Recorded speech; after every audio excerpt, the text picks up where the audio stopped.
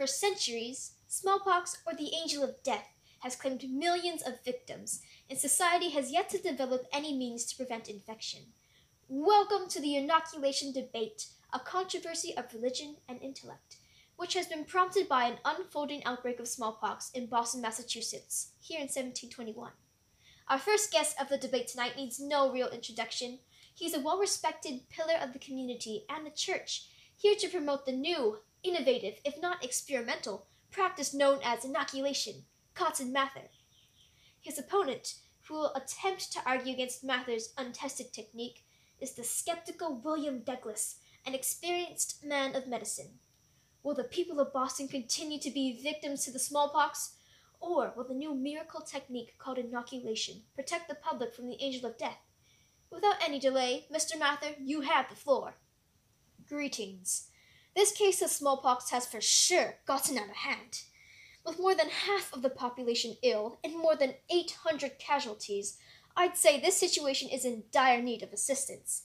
It is a good thing that I, the humbly esteemed Reverend Cotton Mather, have come with a solution to this pox. While told through the testimony of my slave, Onesimus, I have strong beliefs that this solution, known as inoculation, will indeed be a saving grace from smallpox. The process itself seems simple enough, and through witness, it appears as though my slave does in fact have resilience to the pox. By exposing yourself to a smallpox material and introducing it into a lesion in your skin, you can potentially gain immunity to the disease after experiencing minor symptoms. I know we're supposed to take turns in this whole debate thing, but I interject. How can you trust the testimony of your slave? The ways of foreigners are outlandish and widely different from our own civilized methods. Can you really trust the words of a slave? Anyway, I wanted to point a few things out to you. First of all, what right do you have in the world of physicians? You're revered and respected as a man of the church. But how does that give you the authority to interject in matters that should be left to the medical experts? You should stick to your own social class, you corny-faced lewd. And for your information, this is William Douglas, Cotton Mather's opponent. It is simply outrageous that you would even suggest that, you buffoon. Okay, well, hear me out. There's not enough known about this inoculation. You claim that it will be a saving grace to those who have yet to catch the pox. But honestly, you sound like a jolterhead galumpus. I beg your pardon? Actually, though, are you insane? I would sure hope not. Well then, please do explain to me and the kind people of Boston, how do you suppose this miracle prevention of yours will work? And how will it not infect the very people you're trying to save? Listen here, you blunderbuss. Religion aside, I have proof supporting this intellectual approach to immunity. The process itself appears to be effective. It seems that by scratching the skin and introducing an infected material into this wound, the body is able to develop a sort of immunity. Patients report experiencing only mild symptoms. In comparison, a natural exposure to the disease through the respiratory system typically causes severe symptoms and often results in death.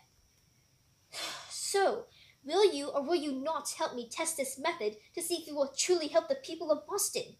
Perhaps together we may slay the angel of death. What? No, I'm quite opposed to inoculation. Did you not understand that from this entire conversation? I won't, I can't, I simply shan't aid you with this quest. Find someone else to perform your dangerous rituals. Very well then, sir. Then I shall do it alone, and you, I declare, are a scoundrel. Emotional damage. And the hotly contested debate between Mather and Douglas would continue, with their opinions firmly set and brows deeply furrowed. The tension between Mather and Douglas progressed into a transgression of bad terms. The fate of the people of Boston would continue to hang in the balance. By 1721, there would be a total number of 5,889 cases and 844 deaths. Cotton Mather's failed diplomatic request for support forced him to turn to the help of his colleague Zabdiel Boylston, the rogue physician. Together, they were able to implement an inoculation campaign program. 287 people had been successfully inoculated, and of those inoculated, there were only 6 deaths. However, this ensued much outrage from the public. The additional tension between Mather and Douglas, which would evolve into an opinionated pamphlet war in the papers, only fueled the indignation of the people of Boston. This apprehension amongst the public would at times escalate to violence. Being strongly partisan to either side proved to be a great risk and concerned your general safety. In fact, on a crisp November morning, a bomb, which failed to detonate, was hurled through Cotton Mather's window. Attached to it was a note that read, "Cotton Mather, you dog, damn you! I'll inoculate you with this, with a pox to you." Through it all, the angel of death continued to reap the souls of the public. As the deaths from the pox increased, the desperation for good health and immunity surged as well. In time, inoculation was willingly sought out. With the increase in inoculations came a decrease in casualties during the outbreak. As its effectiveness was observed, inoculation gathered more supporters.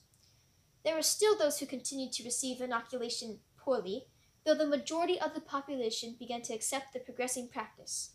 The inoculation campaign successfully reduced the number of smallpox victims, and proof of the inoculation technique became acknowledged.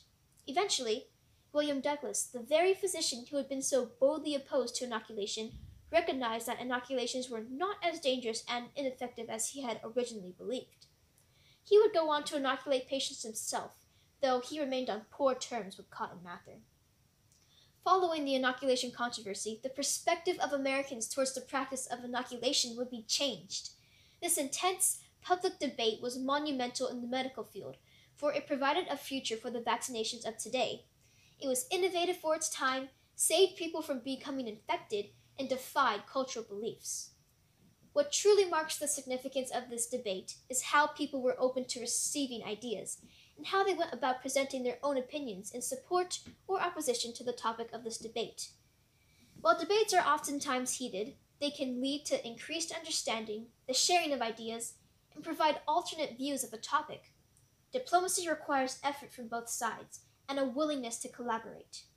The debate between Cotton Mather and William Douglas wasn't always diplomatic, but as we can see, the Boston smallpox outbreak of 1721 allowed for the strained collaboration of their efforts to introduce inoculation to society. Since the early days of inoculation, the technique has been refined and developed into the vaccine technology practiced today. Smallpox was officially eradicated worldwide in the 1970s. While the angel of death was defeated, the debate over vaccines continues on.